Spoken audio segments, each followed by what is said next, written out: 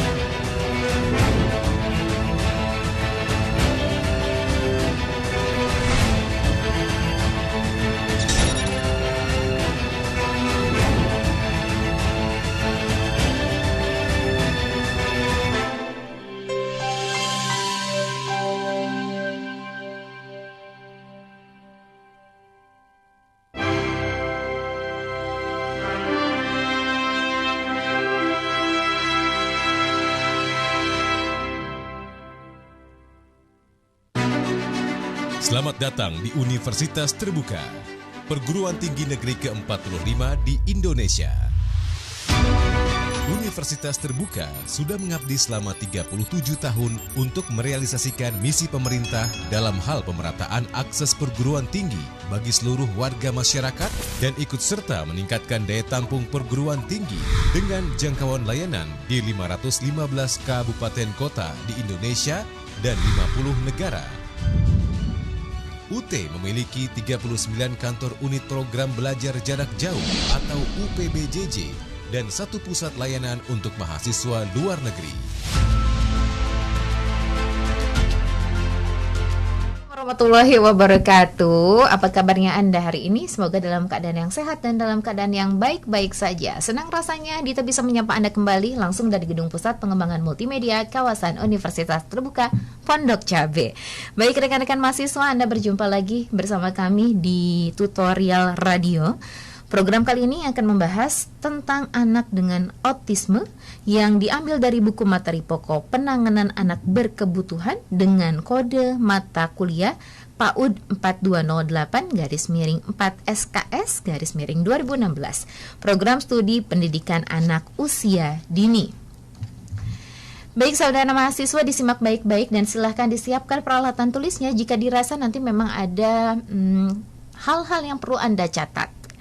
Rekan-rekan mahasiswa, Anda bisa mengajukan pertanyaan melalui pesan WhatsApp kami dengan nomor 0812 1039 2726 atau Anda bisa DM ataupun berkomentar di feed terakhir kami di Instagram di @radio.ut ataupun Anda bisa berkomentar di live streaming Universitas Terbuka TV di channel YouTube kami saat live berlangsung. Baik rekan-rekan mahasiswa yang telah bergabung bersama kami hari ini di studio telah bergabung Ibu Erna Risnawatu MSI selaku narasumber yang akan menyampaikan materi tutorial radio hari ini. Ibu Erna, apa kabarnya hari ini? Alhamdulillah baik, Mbak Dita, gimana kabarnya? Alhamdulillah luar biasa, baik sekali juga. Sebelum kita memulai materi yang akan disampaikan oleh Bu Erna, boleh disapa dulu rekan-rekan mahasiswanya, silakan. Oke, selamat siang mahasiswa UT, khususnya program studi PAUD. Selamat berjumpa dalam siaran radio kali ini. 1 jam ke depan kita akan bersama membahas sebuah topik ya Mbak. Ini salah satu bagian dari penanganan anak berkebutuhan khusus. Kali ini subtopiknya adalah anak dengan autisme. Gitu ya Mbak Dita ya. Baik, ini kita akan mulai pembahasan tentang anak berkebutuhan khusus dengan topik khusus yaitu adalah autisme. Betul. Yang tentunya sangat menarik ini untuk usia dini ya. Iya. Baik, ini konsentrasi di usia dini terutama untuk mahasiswa program studi PAUD. Ibu Erna boleh dijelaskan terlebih dahulu tentunya apa itu sebetulnya autisme? Oke, sebelum saya menuju ke autisme, jadi teman-teman PAUD, kita perlu memahami ada beberapa anak yang masuk dalam kategori anak berkebutuhan khusus. Nah, dalam konteks pendidikan, anak yang berkebutuhan khusus ini memang memerlukan pendidikan khusus dan pelayanan terkait dengan proses belajar dan mengajar mereka. Nah, pendidikan khusus ini diperlukan karena anak-anak tertentu memiliki perkembangan yang berbeda dari siswa pada umumnya. Nah, berbicara mengenai anak berkebutuhan khusus ini sebenarnya banyak sekali macamnya. Ada, mungkin kita review sedikit ya Mbak, gitu, dari materi UT Radio yang sebelumnya tentang anak berkebutuhan khusus. Jadi ada anak yang memiliki keterbelakangan mental, ada ketidakmampuan belajar, ada gangguan emosi. Nah, ada autisme yang akan kita bahas, dan juga ada anak special gift atau gifted. Nah, itu juga masuk ke anak berkebutuhan khusus. Ada ADHD dan sebagainya. Tapi yang akan kita bahas secara khusus dan mendetail pada pertemuan kali ini adalah anak dengan autism. Baik, apa sebetulnya autism itu? Oke, autism ini Mbak dikategorikan pervasive development disorder, yaitu kelainan pada fungsi sosial, bahasa, dan komunikasi, serta adanya perilaku dan minat yang tidak biasa. Nanti kita bahas lebih detail lagi. Apa sih kelainan yang bisa dilihat dari perilaku anak-anak tersebut ya Mbak? Baik, mengenai gejalanya nih Bu Erna, gimana sih gejalanya? Oke, gejala autism ini Mbak Dita dan teman-teman, kita fokus pada 3 hal yang memang sangat menonjol dari gejala autisme ini. Yang pertama, adanya gangguan pada komunikasi sosial. Yang kedua, adanya gangguan interaksi sosial. Dan yang ketiga, ada perilaku, aktivitas, dan minat ini yang kaku. Perilaku berulang dan minat yang sangat terbatas. Kita bahas satu persatu ya Mbak. Baik. Oke, gangguan pada komunikasi sosial. Ketika kita berbicara mengenai komunikasi, maka ada verbal dan nonverbal, gitu ya. Mungkin teman-teman guru atau teman-teman atau orang tua, kita bisa flashback kembali ke masa perkembangan anak-anak kita dari usia 0 sampai usia dini, gitu. Karena kita fokusnya bahas anak usia dini pada autisme ini. Kita lihat deh, apakah ada perkembangan verbal atau bahasa yang berbeda pada anak-anak kita. Anak dengan autisme ini biasanya memiliki hambatan untuk berkomunikasi secara verbal. Bisa ditandai dengan adanya speech delay. Jadi di usia 6 bulan itu atau di usia 1 tahun tidak ada babbling. Kemudian bahasa nonverbalnya juga menunjukkan ekspresi yang kaku, tidak ada senyum sosial, gitu ya. Jadi kalau kita baru lahir, anak baru lahir, biasanya mereka punya senyum, tapi itu bukan senyum sosial. Kadang lagi tidur, terus bayi senyum. Nah, itu senyum insting refleks. Baik. Tapi ketika usia 3 bulan, mereka sudah mulai berinteraksi dengan lingkungan sekitarnya. Dia ada senyum sosial, merespon ketika orang lain mengajak bercanda dan sebagainya. Pada anak yang memiliki gejala autism, ini tidak muncul. Baik, jadi itu sudah bisa dideteksi sedini mungkin, berarti dari sekitar 3 bulanan sudah bisa terlihat begitu? Itu gejalanya saja. Baik. Kita perlu observasi lebih lanjut. Paling tidak minimal kalau lingkungan peka 6 bulan itu kita sudah mulai mencurigai adanya gejala-gejala tertentu. Yang kedua tadi ada interaksi sosial Mbak. Interaksi sosial ini biasanya anak dengan autisme itu kurang tertarik untuk bermain dan berinteraksi dengan orang lain. Jadi misalnya tidak ada komunikasi 2 arah pada usianya yang wajar, gitu ya. Kemudian hal yang bisa terlihat jelas itu tidak fokus pandangan mata dan menghindari kontak mata. Jadi bisa saja diajak berbicara, tidak merespon, kemudian juga mata tidak bertatapan dengan lawan bicara, kemudian tidak bermain dengan anak-anak lain biasanya, gitu. Jadi sebenarnya bukan karena mereka tidak mau bermain, bisa jadi karena keinginan bermain ada, tapi mereka tidak tahu bagaimana melakukannya, gitu ya. Kemudian salah satu juga yang bisa kita lihat adalah sulit untuk bermain peran. Bermain peran itu pretend play, kayak misalnya ayo kita jadi kita main telepon-teleponan, gitu ya. Handphone jadi pisang saya jadi telepon, gitu ya, atau remote jadi telepon, gitu. Nah, itu sulit untuk dilakukan oleh anak-anak dengan autisme. Nah, yang ketiga adalah adanya perilaku yang berulang. Jadi misalnya mengulang kata-kata gitu ya. Kemudian ada rocking kepala kayak gini contohnya, atau flapping gini gitu ya. Dan itu sering dilakukan dan tidak wajar intensitasnya. Jadi kalau dalam kondisi tertentu misalnya anak kayak melihat sesuatu yang menakutkan terus dia begini, belum tentu gitu kan, itu kan ada interaksi ya dengan stimulus di luar gitu. Tapi kalau dalam kondisi yang tidak wajar, misalnya tidak ada stimulasi apapun, dia tiba-tiba flapping dan itu sering sekali, itu bisa di salah satu gejala dari autisme. Kemudian Mbak, nah mengenai perilaku ini, mereka juga memiliki minat yang sangat terbatas. Jadi mereka biasanya menyukai hal-hal yang tertentu saja. Anak-anak yang suka pada roda misalnya, dia fokus ketika melihat apapun ya roda, diputar lagi, dan itu terus yang dimainkan. Kemudian untuk minat ini juga berlaku pada makanan. Nah, biasanya anak-anak ini juga picky eater ya disebutnya gitu. Jadi hanya mau makan dengan tekstur ataupun dengan makanan tertentu saja gitu, sehingga memang jadinya sulit gitu untuk mengembangkan variasi makanannya gitu. Kemudian anak-anak ini juga biasanya mengalami hipo atau hiperreaktif. Jadi ada sensitivitas yang tinggi ataupun yang rendah di organ sensorisnya. Kalau hipo itu berarti dia anaknya cenderung untuk diam.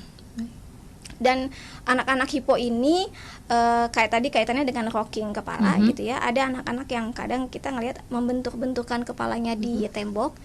Terus saya kita cegah, jangan sakit gitu ya. Terus mereka responnya datar. Responnya datar, seperti tidak merasakan sakit gitu. Ya memang gitu, mereka tidak merasakan sakit karena ada hiposensitivitas. Baik, jadi ini ada 3 gejala yang bisa dideteksi sejak dini berarti Bu Ana ya. Ada yang pertama gangguan pada komunikasi sosialnya, kemudian gangguan interaksi sosial, kemudian yang ketiga perilaku atau aktivitas ataupun minat yang kaku ataupun berulang begitu. Perilakunya berulang. Ini bagaimana kemudian dengan sejarah autisme ini? Oke, jadi Mbak, awalnya autism ini ditemukan dari 1910.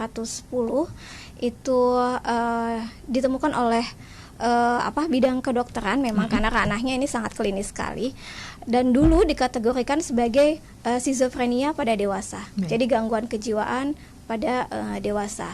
Namun penelitian yang terus-menerus berkembang gitu ya, sampai saat ini akhirnya autisme ini dibedakan karena gejalanya ternyata memang berbeda gitu ya dengan skizofrenia dewasa, di mana kalau skizofrenia ini menunjukkan gejala yang semakin lama semakin memburuk. Sementara autism itu tidak gitu, sehingga ada beberapa gejala yang berbeda ini kemudian dipisahkan, dan autisme ini akhirnya berdiri sendiri menjadi spektrum autism spectrum disorder gitu. Nah, penelitian selanjutnya juga menunjukkan bahwa autism ini berkaitan dengan memang adanya gangguan pada perkembangan otak yang itu telah memang sejak sebelum lahir gitu, perkembangan otaknya itu sudah berbeda anak-anak dengan autism ini. Baik. Lalu apa Bu Ena, mengapa begitu ya pertanyaannya, perilaku anak dengan autisme ini berbeda? Tadi kayak saya rocking gitu ya, terus ada yang hipersensitif gitu, kemudian minat berulang-ulang. Nah, tadi berkaitan dengan penyebab utamanya adalah kelainan dalam otak mereka. Jadi ada teori yang menyebutkan bahwa 3 hal yang prinsipil gitu, 3 hal utama yang terjadi pada anak autisme ini, adanya gangguan pada executive function itu di area otak, kemudian central coherence, dan theory of mind. Satu persatu kita bahas ya Mbak. Baik. Nah, executive function. Jadi manusia kita mempunyai sistem yang sangat complicated dalam otak ini. Ada satunya working memory. Mungkin Mbak Dita pernah dengar ada short term memory, working memory, long term memory gitu ya. Nah, untuk anak-anak dengan autism ini dia punya gangguan pada working memory. Di working memory, memori yang sedang kita berjalan. Nah, saya berbicara dengan Mbak Dita, ini working memory kita sedang berjalan. Maka Mbak Dita akan menangkap mana informasi yang penting untuk dimasukkan dan diteruskan ke long term memory dan mana yang sudah harus masuk ke short term memory lalu hilang, gitu ya. Anak-anak dengan autism ini sulit untuk mengidentifikasi, memfilter mana yang masuk ke dalam long term memory dan mana yang sudah harus dibuang, gitu, informasi yang tidak penting. Karenanya ini juga menyulitkan anak-anak autism ini untuk menyusun rencana ke depan. Ya, planning, kemampuan merencanakan mereka juga terganggu. Nah, kemudian di executive function ini ada juga peran dari self regulation atau regulasi emosi. Anak-anak dengan autism ini Mbak sangat sulit untuk mengenali emosi. Mengenali emosi, senang, sedih, marah dan sebagainya, terharu dan sebagainya, ini sulit untuk dikenali, sehingga bagaimana dia juga mengalami kesulitan untuk mengenali emosinya, apalagi mengenali emosi orang lain. Gitu ya. Nah, yang kedua ada central coherence. Umumnya central coherence ini adalah salah satu hal yang penting dimiliki oleh manusia, di mana kita jadi tahu, kita bisa menemukan makna dari sebuah kalimat, memahami maknanya apa, kemudian mengaturnya, mempersepsinya, gitu ya, sehingga kita jadi memahami dan harus dan tahu bagaimana meresponnya. Nah, anak-anak dengan autism ini disebutkan bahwa central coherence-nya lemah, sehingga sulit untuk menangkap makna dari kalimat atau informasi yang didapat.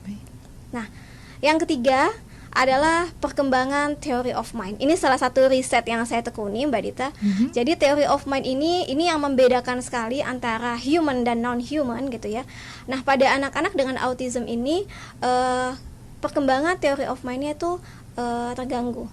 Atau di beberapa penelitian yang saya lakukan, mereka yang mengalami autism ini lebih lambat untuk memperoleh tahapan perkembangan theory of mind dibandingkan anak-anak yang dalam kurva normal, ya. Jadi theory of mind ini membantu kita untuk mengembangkan perspective taking. Jadi melihat sudut pandang orang lain, sehingga kita jadi tahu kan bagaimana harus bersikap.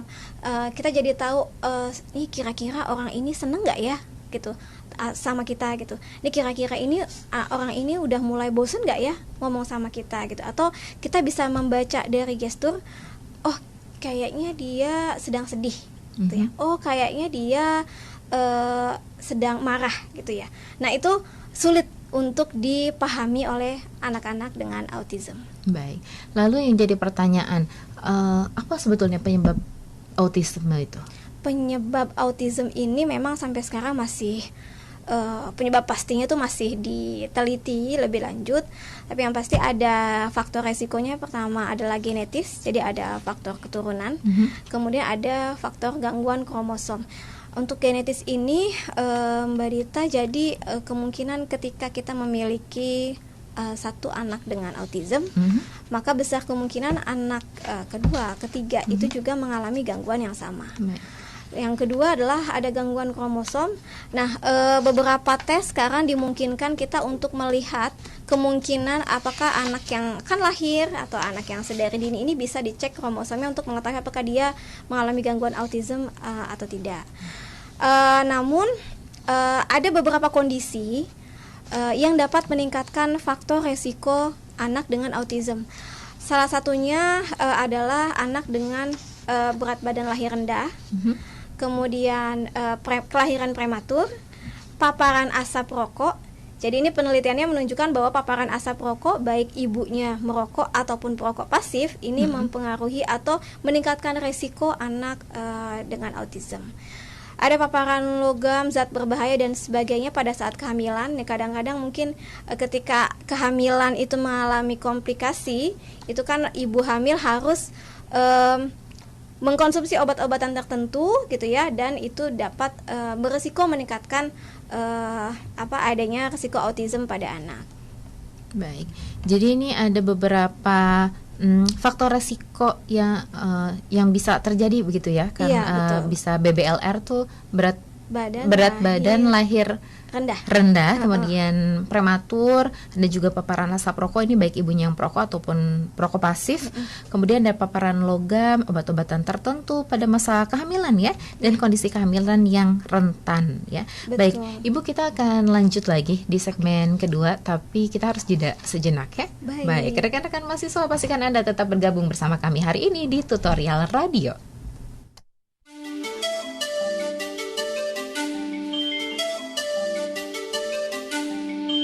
Anda sedang mendengarkan UT Radio, Open Education Station for All.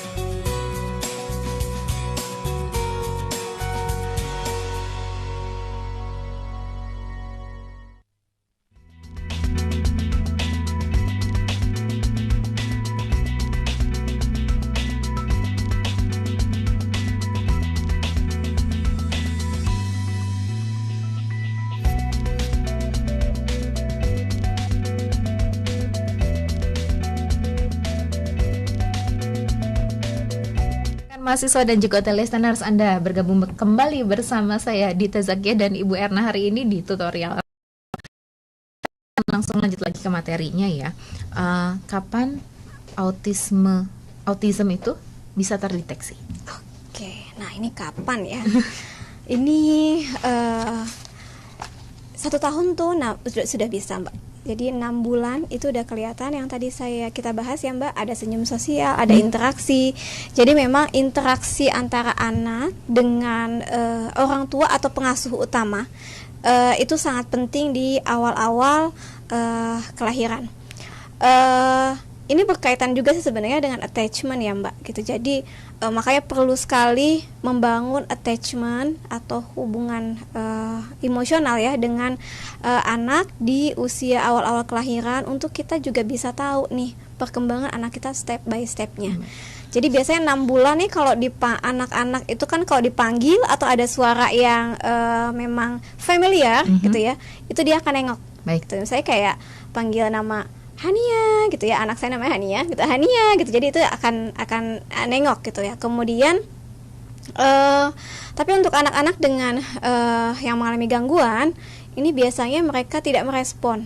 Tapi perlu dicatat bahwa tidak mendengar atau merespon suara ini dipastikan apakah indera pendengarannya berfungsi dengan baik gitu. Jadi jangan sampai sebenarnya masalahnya di indera pendengaran gitu ya. Nah, kemudian anak-anak dengan autism ini biasanya cenderung tidak babbling. Jadi tidak gitu ya. Jadi mereka pasif, cenderung pasif.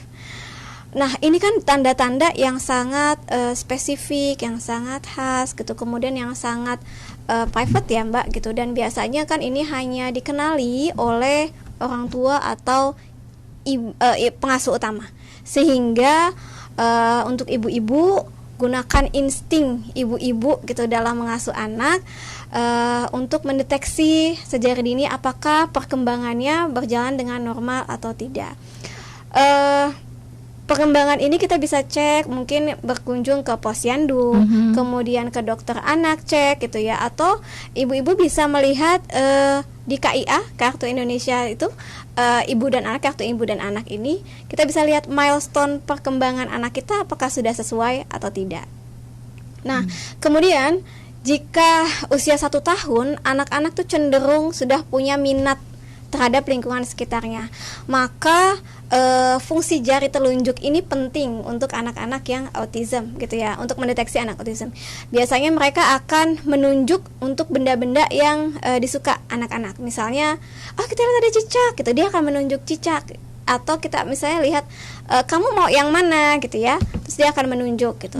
Nah, untuk anak dengan autism, mereka tidak menunjuk. Jadi itu tadi ya, kekurangan atau gangguan komunikasi. Kemudian untuk deteksi yang sedari dini ini perlu sekali kepekaan lingkungan, dan penting untuk dicatat, tidak boleh denial.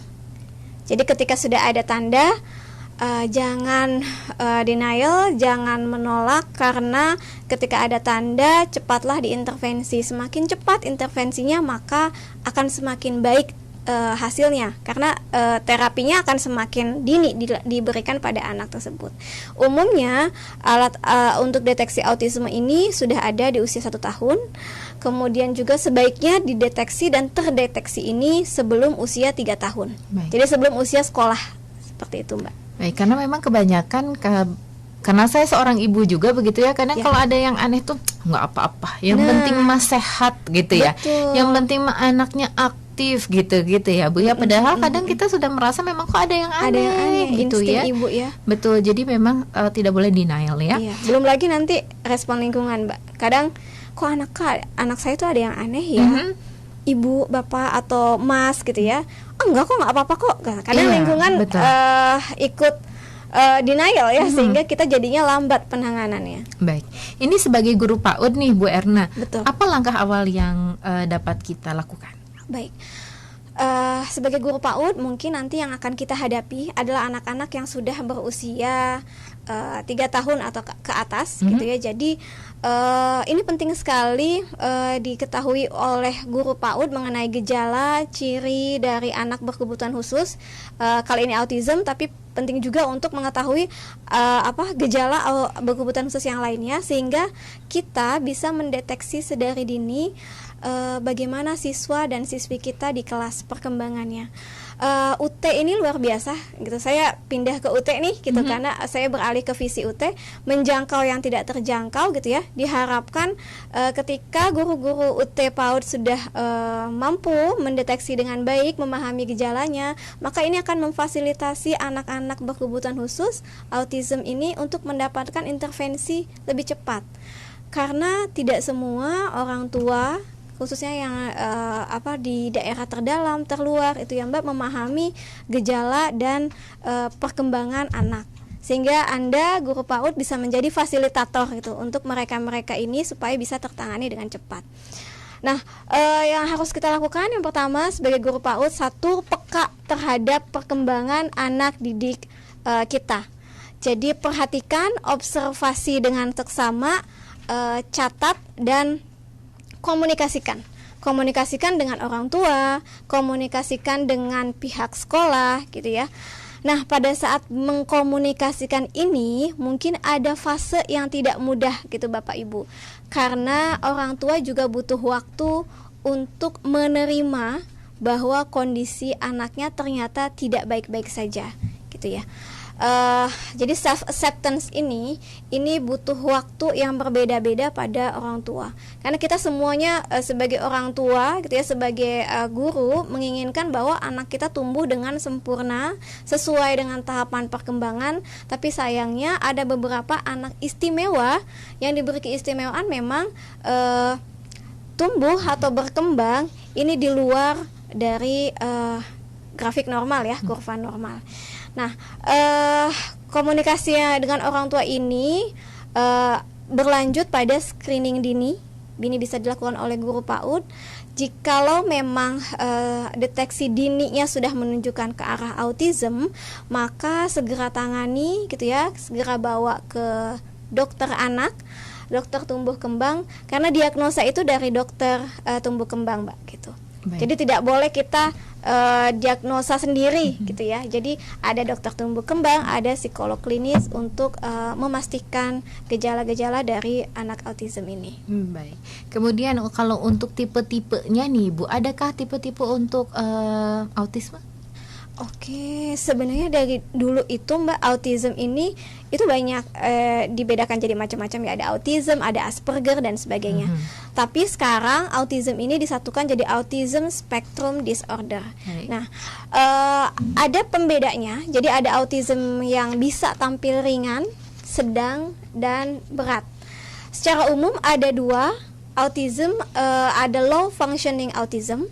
Yang kedua ada high functioning autism.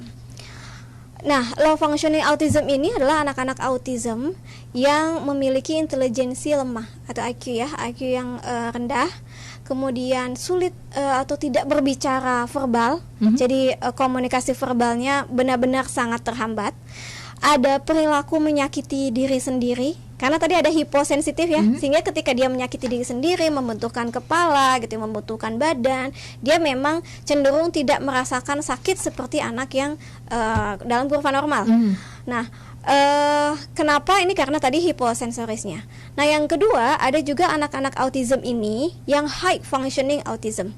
Jadi dia memiliki intelijensi yang tinggi. Konon katanya Albert Einstein adalah salah satu anak yang memiliki ASD. Jadi autism spectrum disorder. Kemudian yang high functioning ini juga mereka mampu menggunakan bahasa. Jadi komunikasi bahasa verbalnya ada, tapi memang tidak seefektif anak-anak yang lain. Kemudian yang high functioning ini juga mampu mengikuti perilaku rutinitas. Jadi ada pengalaman saya dengan anak autism, kita memiliki rutinitas datang pagi ke kelas atau ke tempat terapi itu biasanya kan mengucapkan selamat pagi, taruh tasnya di tempat tas, menyapa misnya gitu ya. Nah itu dia dihafalkan, Mbak. Oke. Jadi tidak bisa spontan yang luwes gitu ya. Jadi dia dihafalkan. Jadi misalnya nak begitu masuk kelas, buka sepatu, taruh tasnya di tempat tas, ucapkan selamat pagi pada guru gitu kan. Jadi itu dihafalkan. Maka dia biasanya akan membeo dulu, buka pintu, masuk kelas, taruh sepatu, taruh tas di tempat tas. Baik. Lalu selamat pagi miss gitu ya. Baik. Jadi memang cenderung kaku. Nah ini yang terhitung high functioning ya, karena dia bisa melakukan rutinitas sehari-hari juga.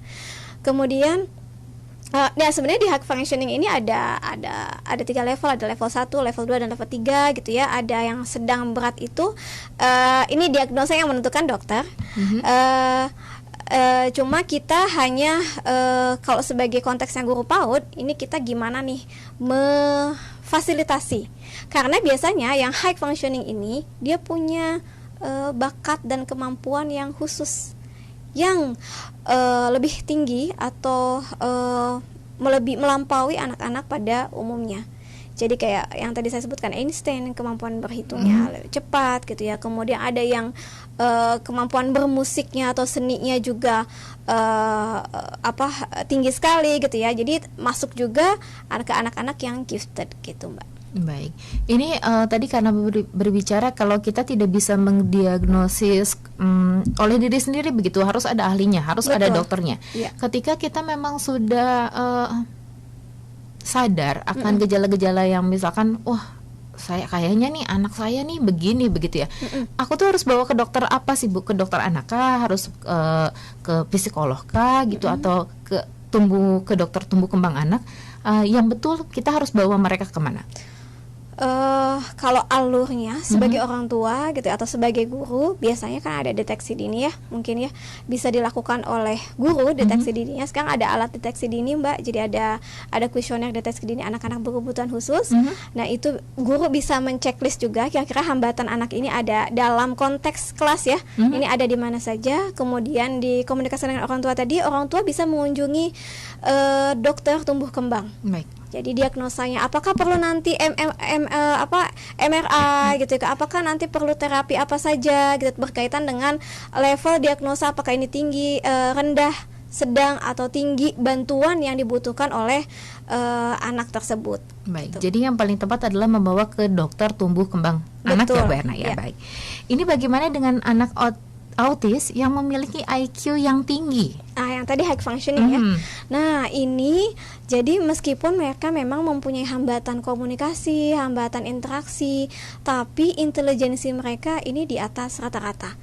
Nah umumnya jumlahnya sekitar 5% dari anak autis. Nah karena anak autis ini juga lebih banyak terjadi pada laki-laki ya Mbak, dibandingkan dengan pada perempuan gitu, sehingga yang terlihat gitu bahwa yang IQ-nya tinggi ini juga seringkali kita jumpai pada laki-laki. Kita bisa tugas dari orang tua dan guru PAUD ini sebenarnya membuka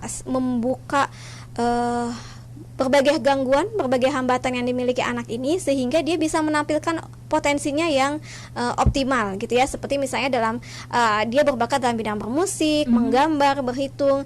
Saya punya pengalaman dengan anak autis yang memang dia punya hambatan komunikasi, interaksi, tapi cepat sekali dalam berhitung.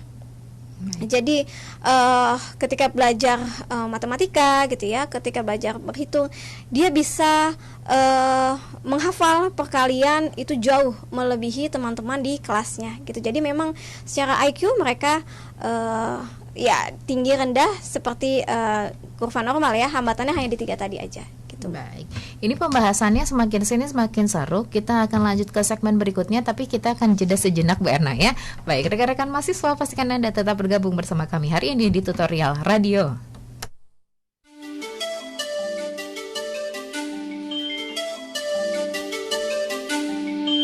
Anda sedang mendengarkan UT Radio, Open Education Station for All.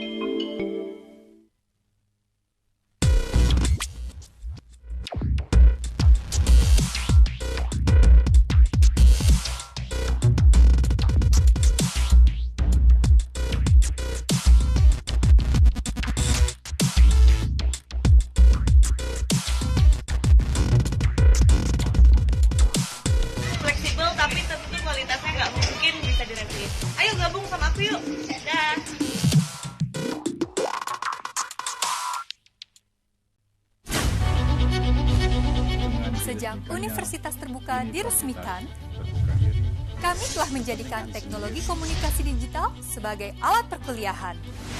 Dengan peralatan yang canggih dan tentunya dukungan tenaga profesional, serta sarana-prasarana yang sangat memadai untuk mendukung terselenggaranya pendidikan dan pembelajaran mahasiswa UT melalui berbagai modus pembelajaran berbasis teknologi dan diseminasi inovasi. Inovasi tiada henti terus kami lakukan untuk menjadi universitas yang network, digital, dan virtual. Telah menjadi pegangan bagi mahasiswa bahwa UT sangat mengikuti perkembangan zaman, bahkan menjadi pelopor kampus digital di Indonesia. Jangan ragu untuk bergabung bersama kami dalam menggapai cita-cita. UT menjangkau yang tidak terjangkau. Hanya UT yang bisa begini.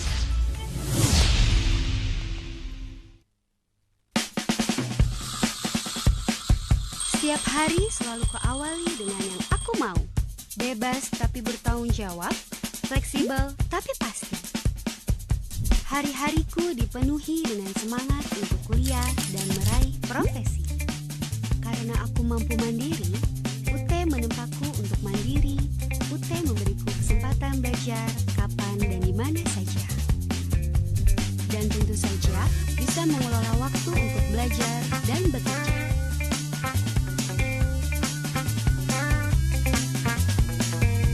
Hingga kini, aku mampu meraih profesiku. Menyenangkan, dan aku siap meraih prestasi yang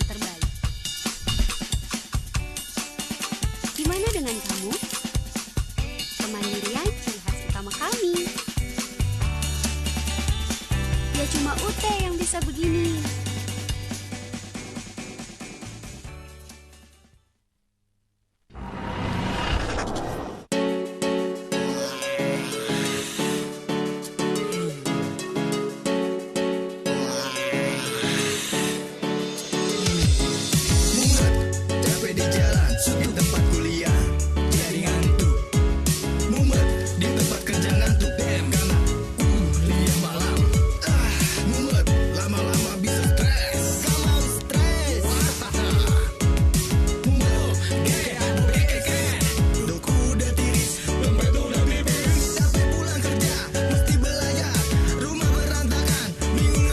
Di tutorial radio. Baik, Ibu Erna masih semangat tentunya untuk menyampaikan materi kepada mahasiswanya ya. Semangat ya. Baik, Bu Semoga Erna. mahasiswanya juga semangat ya, Pak. Amin, semangat dong tentunya ya. Bu Erna, bagaimana dengan penanganan anak autism ini? Penanganan anak autism ini khususnya untuk guru-guru PAUD, kita harus mengetahui juga, memahami juga bahwa anak dengan autism ini mengalami gangguan perkembangan. Satu, gangguan kognisi. Tadi ada high functioning, ada low functioning. Kemudian ada gangguan sensori, ada peka gitu ya, ada yang terlalu sensitif, ada yang hiposensitif gitu ya. Yang tadi kita membahas yang hiposensitif ya. Kalau yang hiper tuh misalnya mereka tuh peka terhadap cahaya. Jadi memang cahaya yang terlalu terang itu membuat mereka nggak nyaman. Kemudian juga mereka terlalu peka terhadap rangsangan yang ada di kulit, misalnya kayak baju ada labelnya di belakang, itu membuat mereka nggak nyaman. Suara yang terlalu kencang, intonasi gitu ya, yang terlalu noise gitu ya, dan itu membuat mereka nggak nyaman. Hal-hal yang nggak nyaman ini itu bisa membuat mereka tantrum gitu, karena mereka juga mengalami gangguan cenderung agresif ya, tantrum, kemudian frustasi gitu ya. Kemudian juga mereka mengalami gangguan motorik. Jadi biasanya kalau anak PAUD gitu ya, guru PAUD, kita kan fokus pada perkembangan fisik, kognitif, motorik salah satunya gitu ya. Nah, anak-anak dengan autis ini memang mengalami gangguan motorik. Jadi cenderung kaku gerakannya. Kemudian tip to walking itu kayak jinjit gitu loh kalau jalan. Terus untuk motorik halus itu mereka sulit untuk memegang pensil gitu ya. Ada anak-anak yang megang pensil itu, anak autism tuh memegang pensil kayak jijik gitu sama pensil. Jadi pegang ujungnya doang gitu ya. Kemudian mereka juga sulit untuk mengikat tali sepatu misalnya gitu. Kemudian juga mereka biasanya juga ada beberapa yang mengalami gangguan tidur. Pola tidur terbalik. Jadi kalau malam dia bangun, kalau pagi siang gitu ya dia tidur. Atau mengalami gangguan tidurnya yang sering terbangun-bangun gitu ya, karena ada gangguan cemas gitu, gangguan afek, kecemasan. Kemudian kadang ada juga beberapa yang takut pada objek tertentu yang sebenarnya itu objek biasa aja. Saya punya pengalaman anak yang takut dengan gambar kuda. Nggak ada apa-apa dia, kalau ditanya ya mungkin ada trauma tidak terhadap kuda, mungkin ada, tapi orang tuanya tidak menjelaskan dengan detail. Tapi dia sangat takut, begitu ada kuda dia lari gitu, gambar kuda dia lari, dia takut. Kemudian biasanya tuh gangguan afek tuh untuk hal-hal yang menurut kita lucu gitu ya, mereka nggak ketawa gitu. Tapi kadang-kadang untuk hal yang nggak lucu gitu ya, terus atau lagi dalam kondisi serius, mereka tiba-tiba ketawa, senyum gitu ya. Emang ada gangguan afek gitu. Jadi bukan berarti mereka itu respon sosial. Kadang ada beberapa yang salah memahami gitu ya, bahwa kamu ngeledek atau apa. Enggak. Mereka memang punya gangguan afek. Kemudian anak autis ini juga biasanya ada beberapa yang tantrum gitu ya, kejang, agresif, membahayakan diri sendiri, menyakiti diri sendiri. Nah, penanganannya salah satunya adalah terapi. Jadi terapi yang dilakukan pada anak autis ini memang bertujuan untuk satu, mengejar keterlambatan dari perkembangan fisik, kognitif gitu ya, kemudian sosioemosional. Yang kedua, mengurangi munculnya gejala autistik yang tadi, berbagai macam gangguan. Tiga, memaksimalkan potensi anak. Jadi memang harus terapi sedari dini. Semakin cepat terapi maka akan semakin maksimal hasilnya. Baik. Gitu, Mbak. Ini kemudian untuk terapi begitu. Bagaimana sih terapi pada anak autism itu? anak autism ada beberapa jenis terapi, tapi garis besarnya adalah terapi perilaku, terapi sensori integrasi. Terapi perilaku ini untuk conditioning, mana perilaku yang muncul, yang boleh muncul, dan mana perilaku yang untuk dihilangkan. Jadi misalnya perilaku baik, tadi keteraturan, misalnya taruh sepatu di rak sepatu, misalnya itu kan perilaku yang baik ya, yang muncul. Maka kita bisa bisa berikan reward gitu. Kemudian terapi perilaku ini juga untuk meminimalisir perilaku yang tidak sesuai muncul gitu ya. Kemudian ada terapi sensoris integrasi. Ini biasanya seperti floor time, terus terapi sensor ini bisa kayak kita coba berikan tekstur yang berbeda-beda gitu ya, tekstur bermain yang beda-beda untuk mereka lebih mengeksplor indera sensorisnya. Ada juga terapi okupasi gitu ya, ini untuk fisik, motorik. Dan terapi-terapi ini semuanya harus dilakukan oleh profesional gitu. Jadi pastikan ayah bunda, pastikan bapak ibu guru, terapi yang diberikan pada anak autis ini adalah terapi yang dilakukan oleh profesional certified gitu ya Mbak. Nah, ada terapi obat, tapi ini mungkin ranahnya dokter ya. Jadi dokter yang memberikan keputusan, diagnosa apakah perlu terapi obat atau tidak. Tapi yang pasti kunci dari terapi ini adalah dilakukan secara bertahap. Kemudian pada saat terapi ini tentunya jangan sampai ada trauma. Jadi proses terapi sebisa mungkin dilakukan dengan memperhatikan kenyamanan dari anak gitu ya. Makanya tadi kalau anaknya memang belum bisa untuk naik gitu ya levelnya, ya udah stay situ dulu gitu, secara bertahap. Yang penting ada progres. Baik. Ini kemudian Bu, jadi pertanyaan, misalkan sudah terapi, kemudian ya terkadang ada obat yang dikonsumsi begitu ya. Betul. Apakah autism ini bisa sembuh atau hanya perkembangannya saja akan membaik? Autism ini gejala, kan tujuan terapinya untuk mengurangi gejala yang perilaku yang mengganggu ya.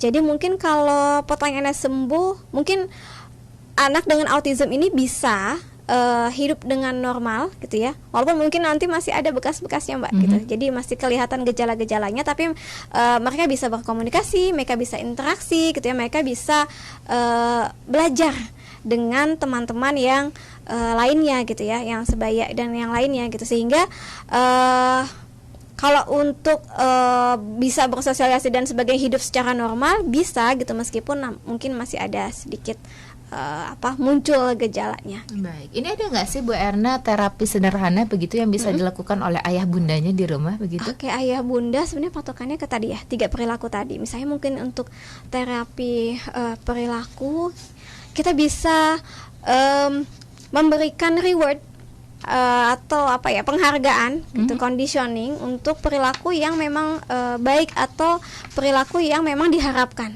Jadi ayah bunda bisa memberikan tepuk tangan ketika anak mencapai keberhasilan gitu ya, atau mencapai target perilaku tertentu gitu, bisa memberikan tepuk tangan. Dan ini Mbak tentunya harus berkolaborasi ayah dan bunda. Jadi umumnya biasanya kalau yang antar terapi gitu ya, terus yang fokus sekali ke pendidikan anak itu bunda gitu. Tapi para ayah ini adalah tanggung jawab bersama. Jadi memang sekarang pengasuhan father involvement, jadi keterlibatan ayah dalam pengasuhan itu memang sangat mempengaruhi perkembangan anak. Terutama untuk anak yang mengalami berkebutuhan khusus ini sangat penting kolaborasi dari seluruh keluarga. Tidak hanya ayah, bunda, tapi kakek, nenek gitu. Jadi keberhasilan suatu program ini juga harus didukung dari rumah. Untuk terapi sederhana di rumah, misalnya ayah bunda bisa main tangkap bola dengan anaknya. Selain melatih untuk fokus, tatapan mata, fokus dalam gerakan, ini juga sangat bagus untuk membangun interaksi gitu. Jadi tangkap bola, tapi tentunya tidak bisa dipaksakan. Jadi untuk anak autism yang memang sulit eye contact gitu ya, kita tidak usah memaksakan dengan keras, karena memang ada beberapa anak yang memang sangat terganggu gitu ketika harus dipaksa eye contact gitu. Jadi dilakukan secara perlahan. Baik. Ini kalau berbicara mengenai speech delay nih Bu, begitu ya. Apakah yang speech delay pasti autisme? Belum tentu. Baik. Jadi yang speech delay ini harus dipastikan dulu apa penyebab speech delay. Bisa jadi oromotor, ada gangguan di oromotor. Jadi fungsi-fungsi bagian mulut ya, otot-otot di mulut dan sebagainya mengalami gangguan sehingga sulit untuk mengucapkan atau melafalkan kalimat dan kata-kata tertentu gitu ya, sehingga terganggu perkembangan bahasanya. Kemudian juga tadi harus dipastikan apakah ada gangguan pada pendengaran gitu, karena kalau sedari dini itu kan mereka mengucapkan atau mereka berucap itu dari apa yang mereka dengar ya gitu, jadi membeo gitu dari apa yang mereka dengar kemudian mereka ulang.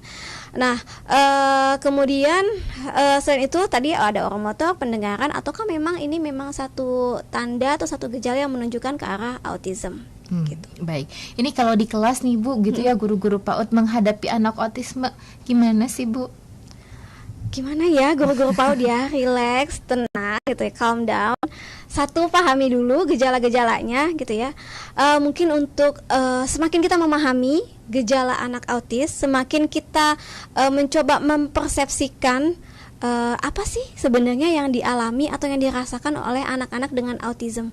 Karena buat mereka itu sangat sulit untuk memahami sudut pandang kita, tapi buat kita itu lebih mudah gitu ya. Meskipun nggak mudah juga sebenarnya pada prakteknya gitu, tapi kita harusnya lebih mudah memahami mereka yang karena kita tidak punya gangguan tersebut gitu ya Mbak. Pertama, belajar menyelami emosi anak tersebut. Kadang mungkin dalam satu waktu mereka bisa menjadi tantrum, mereka bisa ngamuk di kelas, kejang dan sebagainya gitu ya. Kalau kejang mungkin kita harus ada penanganan khusus ya. Tapi kalau misalnya kayak tantrum segala macam, kita harus pelajari pola perilaku atau pola pencetus dari tantrumnya anak tersebut. Jadi sedini mungkin, sebisa mungkin kita hindari di kemudian hari.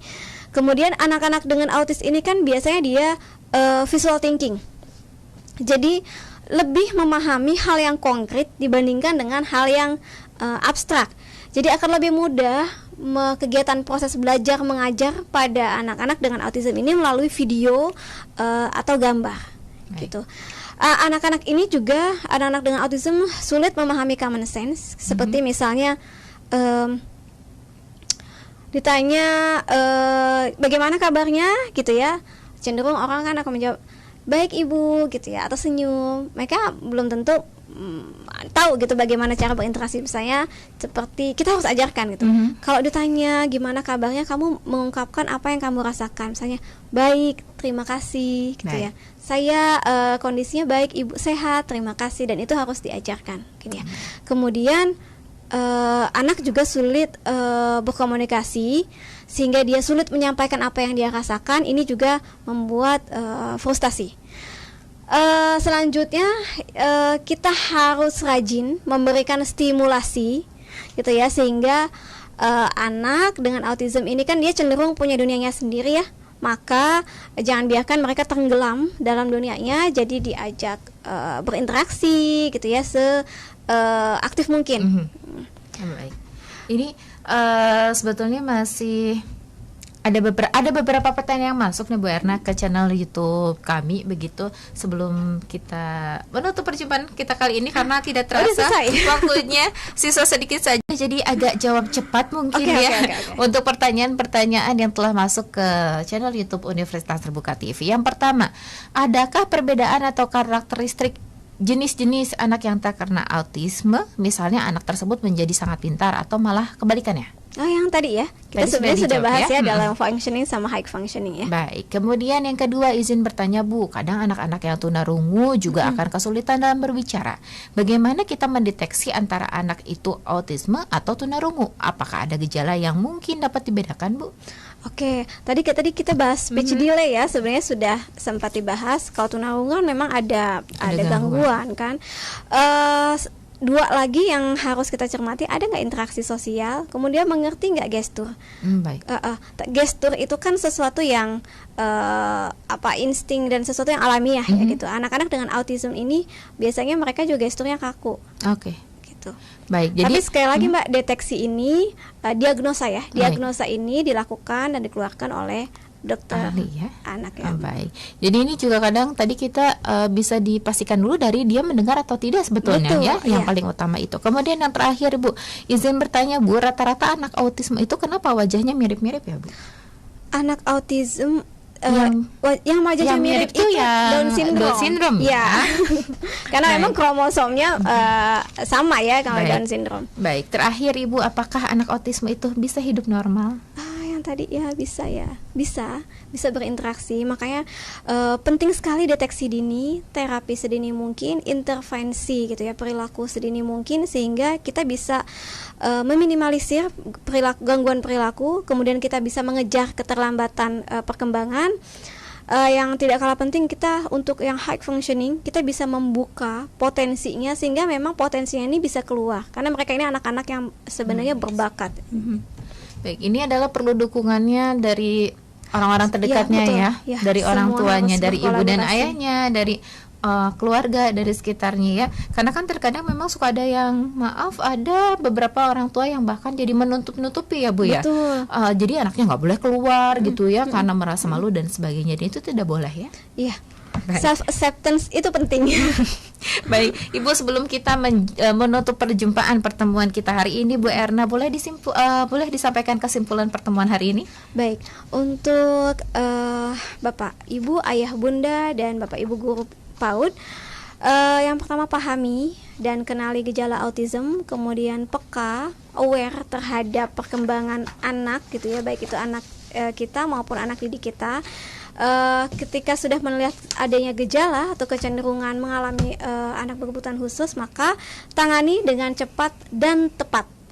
Karena memang setiap anak itu istimewa, setiap kita istimewa, termasuk anak-anak adalah autis. Anak autis ini adalah anak yang istimewa, gitu. Jadi keberadaan mereka tentu saja membawa suatu pesan, gitu ya, dari Tuhan untuk kita semua.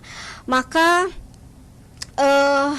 tidak ada yang bisa kita lakukan selain berusaha sebaik mungkin.